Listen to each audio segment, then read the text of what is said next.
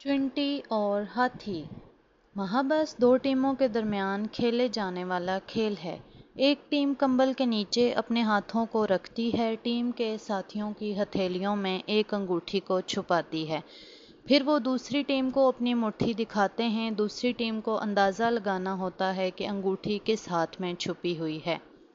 ایک چونٹی اور ایک ہاتھی بہت اچھے دوست تھے اور جب بھی موقع ملتا دونوں ساتھ مل کر کھیلتے تھے۔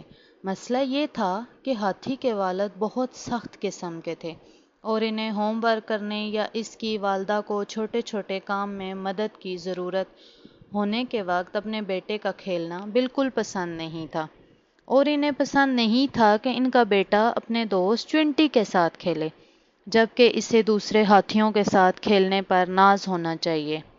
چھوٹا ہاتھی اپنے والد سے کافی ڈرا ہوا تھا اور ان کا غصہ ہونا اسے بالکل بھی پسند نہیں تھا، لیکن چونٹی بہت بہادر چونٹی تھی اور تند مزاج بزرگ والد سے خوفزدہ نہیں تھی۔